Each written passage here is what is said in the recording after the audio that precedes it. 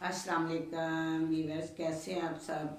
अल्लाह ताला से दुआ करती हूँ अल्लाह ताला आप सबको अपने ज़मान में रखे। आप सबको अल्लाह ताला कदम कदम पे कामयाबी दे। जो कि मुझे सुनते हैं, जो कि मुझे पसंद करते हैं, अल्लाह ताला उनकी हर मुश्किलात आसान करे। आमीन सुम आमीन। तो वीवर्स, जो मैं रोज़ाना आपको एक स्टोरी सुनाती हूँ, तो आज की जो स्टोरी है वो ये है कि एक मियाँ बीवी थे जिन्होंने लव मैरिज की थी, लड़की और लड़का। ठीक है, यंग लड़की और लड़के की स्टोरी है आज जो मैं आपको सुनाऊंगी। वो एक वकील के पास जाते हैं। बहुत बड़ा वकील होता है, बहुत समझदार होता है, और उसके पास वो जाते हैं मशवरा लेने के लिए कि हम दोनों ने बाहर खड़े होते हैं तो उनको फिर आवाज़ देते हैं कि आ जाए, और वो दोनों जाते हैं। लड़की का नाम दुआ होता है और लड़के का नाम काशिफ होता है, और दोनों अंदर वकील साहब के पास बैठ जाते हैं चैम्बर में। और वकील साहब उन्हें पूछते हैं जी फरमाएं। तो वो कहते हैं जी हमने तलाक लेनी है। तो उन्होंने वकील साहब ने कहा ये तो आप घर में भी ले सकते थे, तलाक तलाक कहते तो 3 दफ़ा तो तलाक हो जाती, लेकिन आप समझदार लगते हैं जो मेरे पास आए हैं, तो मैं आप लोगों को एक मशवरा देता हूँ कि आप ये जो तलाक है 15 दिन आप जो हैं एक ही घर में रहें, भले एक कमरे में ना रहें, अपना अलहदा खाए पिए। 15 दिन के बाद 16वें दिन इधर मेरे टेबल पे आपको जो तलाक नामा होगा वो लिखा हुआ मिलेगा। ठीक है, लेकिन मेरी एक शर्त है कि आप जो है रिक्वेस्ट है कि 15 दिन आप टाइम लें मुझसे। ठीक है, मैं आपको टाइम देता हूँ, उसके बाद आपकी तलाक हो जाएगी। ठीक है, तो वो कहते हैं कि लड़की कहती नहीं ये तो हो ही नहीं सकता। ठीक है, मैं तो एक दिन भी इसके साथ नहीं रहना चाहती। लड़का भी कहता है, तो वो कहते हैं कि ऐसे ही थी वो। बस वो बहुत अफसरदा हो जाता है वकील, कहता है ऐसे ही थी, उसकी बेटी थी। ठीक है, वो कहता है ऐसे ही थी मेरी बेटी, जैसे कि बेटा तुम हो। मैं तुम्हें ये कहता हूँ कि तुम 15 दिन के बाद इधर आके तुम्हारी डाइवोर्स हो जाएगी। तो वो कहते हैं कि वकील साहब इतना परेशान हो गया, ये तो कहीं यादों में खो गया, कुछ सोचने लग गया। तो कहते हैं चले अंकल जी, हम आपको 15 दिन के बाद आएंगे, और आपने हमारा जो है ना सारे पेपर शेपर तैयार रख लिए। ठीक है, उन्होंने कहा ठीक है, फिर आप लोगों ने आके सिग्नेचर कर देने हैं। वो दोनों घर आ जाते हैं। रास्ते में वो जब बाहर वहाँ से निकलती है तो जो काशिफ होता है वो बाइक लेके बाहर खड़ा होता है और उसको कहता है कि बैठ जाओ। वो कहती है नहीं, मैंने अपनी गाड़ी मंगवा ली है, करीम वगैरह। ठीक है, मैं उससे चली जाऊंगी। वो उस पे गाड़ी आ जाती है, उस पे बैठ जाता है, और वो लड़का जो काशिफ होता है उसको देखता रहता है। और वो लड़की जो थी वो गाड़ी में बैठी सोचों में गुम हो जाती है कि हमारी शादी कैसे हुई थी। Love marriage. लव मैरिज ऐसे कि दोनों के माँ बाप नहीं मिलते थे, मान रहे थे एक दूसरों से। वो दोनों अलहदा रहते थे कहीं हॉस्टल में। तो उनके जो माँ बाप थे वो कहीं लड़के का और शादी करना चाहते थे, वो लड़की की कहीं और करना चाहते थे। तो लड़की की माँ ने कह दिया कि तुम काशिफ से शादी नहीं करोगी, उसको मारा पीटा। और लड़के को भी उसके वालिदैन ने कह दिया। दोनों ने फैसला किया और वो बाइक लेके आया उसके घर के पास, और वो भाग के उसके ऊपर बैठ गई। और उधर उन्होंने अपने दोस्तों के साथ पूरा अरेंज किया हुआ था कि कहीं पे इनका निकाह होगा। कोई कपड़े शपड़े ले आना, कोई शादी का सिस्टम बना लेना, कोई बिद वगैरह ले आना। तो जो उसके 3-4 दोस्त थे वो एक जगह पे खड़े थे अंदर, कोई जिधर निकाह का उन्होंने अरेंज किया हुआ था वहाँ पे अरेंज किया हुआ था निकाह का। और बाहर उन्होंने एक जो दुआ लड़की थी उसको एक दुपट्टा दिया जैसे ही वो वहाँ पहुँचे, और उसको बोला कि ये पहन लो। एक शर्ट सी, शेरवानी सी थी, शेरवानी तो नहीं थी, बस ऐसे ही था एक कोट सा, उसे दिया कि ये पहन लो। वो कहने लगा मैं तो कुल्ला भी मेरा क्यों नहीं लेके आया, मुझे बहुत शौक था कि मैं अपनी शादी पे कुल्ला पहनूं। उसने कहा जो है बस कर लो। अंदर गए, बस निकाह वगैरह हुआ तो बाहर आए, और वो थोड़े से इतने से वो छुआरे शुआरे से वो जो बिद थी बाटी, आपस में खाई पी। तो वहाँ से लड़की कहती है ये हम इतना खुश तो हो रहे हैं कि ये हो गया, अब रहना किधर है। तो वो कहते हैं एक हमारा सर है, तो जो कि हमें वो अपने घर में रख सकता है, हम उससे अपनी मदद लेंगे, उसके पास चलते हैं। वो सर के पास आते हैं। सर भी थोड़ा सा एजड होता है और वो भी किसी से बहुत प्यार करता था, लेकिन वो लड़की उसे छोड़ के चली गई। तो सर इन्हीं यादों में उस घर में अकेले रहते थे। और ये जो गए लड़का लड़की उनके पास, तो उन्होंने कहा तुम लोगों ने, इतनी तुम्हारी उम्र नहीं, ये तुमने क्या फैसला किया, कम से कम मुझे ही बताते। किसी बड़ों का फैसला जो होते हैं वही अच्छे होते हैं। तो उन्होंने कहा कि नहीं बड़े, अगर हम बड़ों की कहना मानते तो इसकी शादी कहीं और होती, तो मेरी शादी कहीं और होती। तो इस लिहाजा हमने यही मुनासिब समझा। तो सर ने उन्हें डांटा वांटा। तो उसके बाद कहा कि नीचे वाले जो पोर्शन है मैं तुम्हें देता हूँ, तुम लोग बच्चों उसमें रह लो। वो दोनों उसमें रहने लगे। आम सी जैसे एक जिंदगी थी रूटीन की। लड़का भी अभी कोई नहीं था, वो राइटर था, वो एक कहानी लिखता था, कोई स्टोरी ड्रामा वगैरह लिखता था।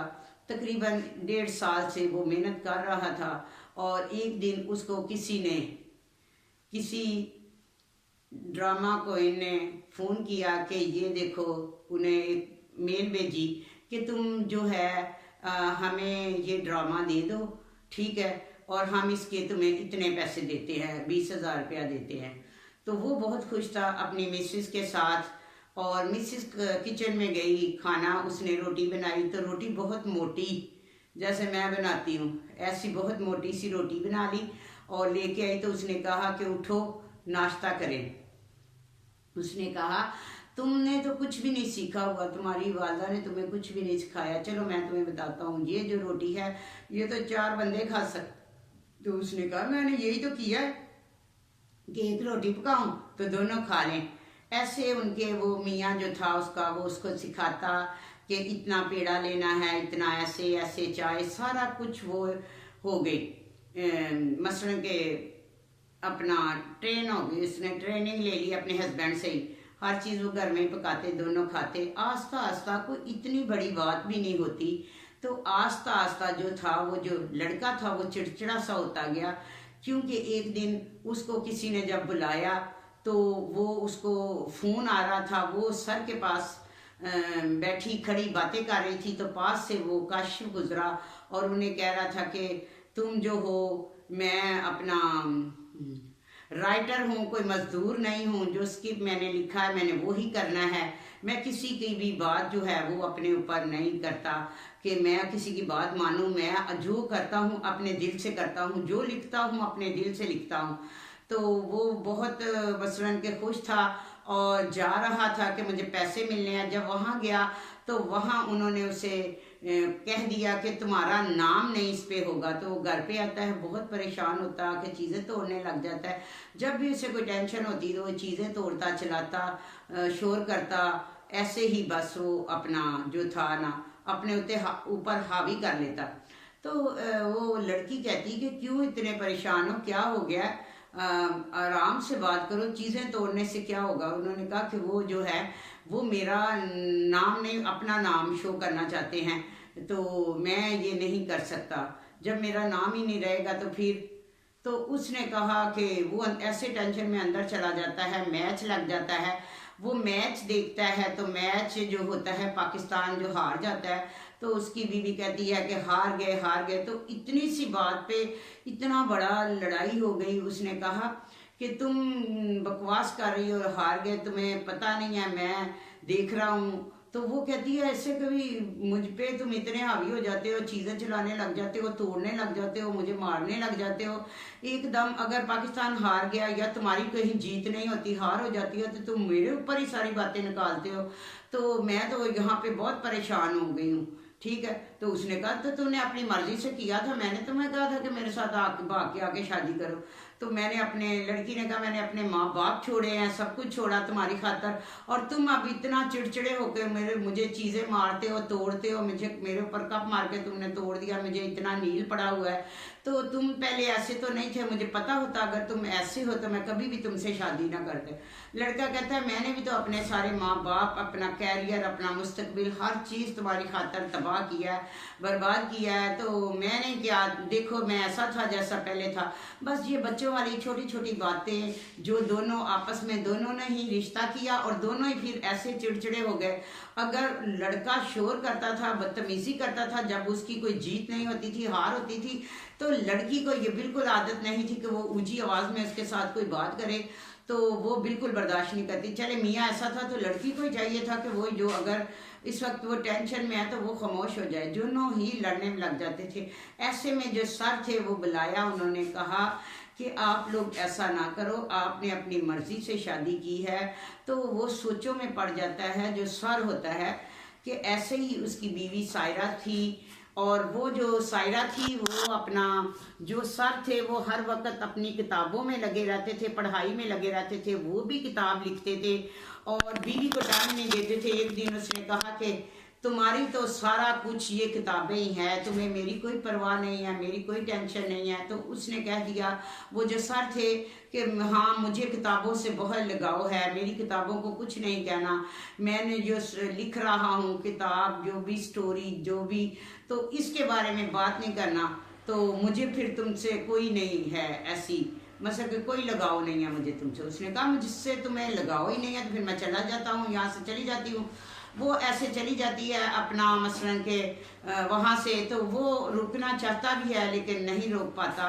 तो उसके ज़हन में आ जाता है कि ये तो बिल्कुल मेरी तरह ही इनका हो रहा है, ये जो काशिफ और दुआ है ये ऐसे ही मेरा गाल उजड़ गया। तो वो बार बार उसे कभी कहती है, सर आप हर वक्त सोचों में रहते हैं, अंधेरे में बैठे रहते हैं, गुमसुम रहते हैं, घर में हर चीज़ फैली होती है, तो आप अपनी बीवी को नहीं बोलते, हर वक्त तस्वीर देखते रहते हैं। तो मेरा तो अगर हस्बैंड ऐसे हो तो वो तो मुझे दूसरे दिन ही भूल जाए। तो वो कहता है कि नहीं ऐसा नहीं होता, कि तुम्हारा जो शोहर है काशिफ अच्छा है। हाँ अगर तुम मुझ पे अपनी स्टोरी कहते हो कि तुम्हारी तरह ही है, तो अगर तुम उसको छोड़ के चली जाओ काशिफ को, तो फिर तुम सायरा बन सकती हो, ठीक है, जो कि मेरी बीवी थी। तो अपना तुम्हारी स्टोरी फिर मुझसे मिल सकती है। तो कहती मैं तो कभी ना छोड़ूं। बस ऐसे ही सर उनको समझाते रहे, अपनी यादों में खोए रहते और सिर्फ अकेले घर में रहते, उनको बच्चे समझ के नसीहत करते, लेकिन हर वक्त जो उस सर ने घर दिया होता उसमें यही शोर होता था, ये है वो है। बस मैच के ऊपर कभी उसके वो आके कहता था कि मेरा ये इधर ये एक उसके हाथ में होता था, इसका दूसरा स्किप कहाँ है। तो वो कहती थी ये क्या स्किप लगाई हुई है, हर वक्त तुम्हें इसके अलावा भी कोई है, तुम्हें मेरा कोई फिक्र नहीं है। उसने कहा हाँ मुझे तेरा कोई फिक्र नहीं है, मुझे सिर्फ अगर मेरी ज़िंदगी है, मेरी लाइफ है, तो ये सिर्फ जो मैं इतने साल से ये मेहनत कर रहा हूँ यही है, ठीक है। तो उसने कहा फिर मैं कुछ भी नहीं, उसने कहा कुछ नहीं, उसने कहा फिर मैं तुमसे, मुझे छोड़ दो, मुझे तलाक दे दो।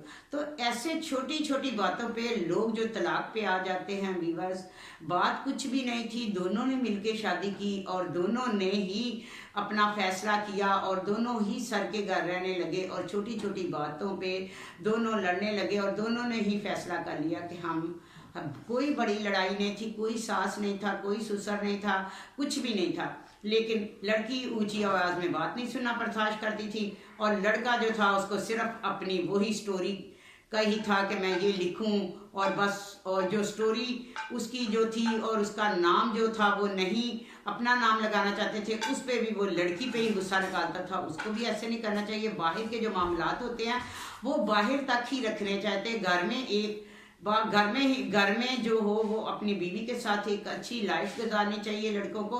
ये नहीं कि बाहर से अगर टेंशन हुई है तो वही आके घर पे अपनी वाइफ के ऊपर गुस्सा निकाले, या मैच हार गया या कहीं से कुछ भी ऐसा हो गया तो वो सारा गुस्सा जो है अपनी बीवी पे निकाले और यहाँ तक नौबत आ जाए कि जी मैं तलाक चाहता हूँ, मुझे लड़की कहे मुझे तलाक चाहिए, लड़का कहे मैं तो रहना नहीं चाहता। ऐसे में उनके 14वां दिन था तो वो लड़का जो था अपना नाश्ता बना रहा था, तो लड़की ने कहा कि लाओ मैं बना देती हूँ 14वें दिन। तो वकील ने टाइम दिया था उन्हें 15 दिन। तो उसने कहा कि नहीं मुझे डिस्टर्ब नहीं करो, कल से मैंने खुद ही बनाना है ना, तो मैं खुद ही बनाऊंगा, आज से क्यों नहीं मैं खुद ही बनाता। तो जब से उन्होंने 15 दिन वकील साहब ने उन्हें दिए थे, तो वो जब घर आए थे तो वो लड़की जो थी कमरे में से अपना सामान उठा के जा रही थी। तो लड़के ने कहा कि तुम कमरे में रहो, मैं कमरे से बाहर जो है डाइनिंग सा बना हुआ था मैं उस पे सो जाऊंगा। तो उसने कहा नहीं, कमरे के साथ मुझे इस जैसे तुम्हारे से नफरत है ना, ऐसे ही मुझे तुम्हारे इस कमरे से भी नफरत है, कोफ्त आती है मुझे। उसने कहा तुमने सिर्फ अल्फाज सीखे हैं, तुम्हें ये नहीं पता कोफ्त होती क्या है। तो उसने कहा हाँ तुम तो अल्फाजों का ही खाते हो, क्योंकि तुम स्टोरियाँ लिखते हो, अल्फाजों का ही तुम खाते हो, उसी के तुम्हें तो है अपना के ये वो, मेरा तो कोई तुम्हें फिक्र ही नहीं है। उसने कहा भाई मैंने एक बार कह दिया 10 बार कह दिया कि मुझे सिर्फ और सिर्फ अपनी स्टोरी से लगाव है, किसी से भी नहीं है। तो ऐसे में बात चलती रही। फिर वो थोड़ा थोड़ा सोचने लगा, लड़की सोचने लगी कि ऐसे कि एक दिन ऐसा हुआ था, फिर ऐसे हुआ था। कुछ अच्छी बातें भी होती हैं, उन दोनों के ज़हन में वो अच्छी बातें आती कि हम लोगों ने ज़िंदगी का जो शुरुआत थी कैसे की थी शुरू में। तो फिर आस्ता आस्ता जो थे, कोई बड़ी लड़ाई तो थी नहीं। जब 15वां दिन हुआ तो वो उसी सर के पास गए कि सर आज आखिरी दिन है, मैं अब जा रही हूँ और बस दुआओं में आप याद रखिएगा, अगर कोई गलती हुई तो माजरत चाहती हूँ। सर ने कहा मैं तुम लोगों को रोकता हूँ, लेकिन मुझे पता है मेरे साथ तो खुद ऐसा हो चुका है कि तुम रुकोगे नहीं। तुम लोग अभी इतनी कच्ची उम्र है तुम लोगों की, पहले तो ऐसी उम्र में शादी नहीं करनी चाहिए, और अगर शादी कर लिया तो तुम लोगों ने इतने इतने बड़े फैसले खुद ही कर लिए। जब तुमने इतना बड़ा फैसला किया तो अपने माँ बाप की नहीं राय ली, तो फिर तुम मुझे क्या, मेरी क्या अहमियत है। तुम लोग नहीं रुकोगे, तुम लोग कभी भी नहीं समझ सकते और ना समझ सकते हो। तो वो चले जाते हैं वकील साहब के पास। वकील साहब कहते हैं आओ जी बच्चों, बड़े टाइम के पाबंद हो, तो आ जाओ बैठो, ये लो आपकी तलाक, ये तैयार है, लो इस पे लड़के के आगे रखते हैं कि इस पे पहले साइन कर दो तुम, ठीक है। तो वो जो लड़का है ना उसको पढ़ता है और पेन लेके सिग्नेचर करने लगता है। तो वो कहता है उसको कि लो पहले तुम करो। वो कहती है मैं क्यों पहले करूं, पहले तुम करो, तलाक की बात तुमने की थी।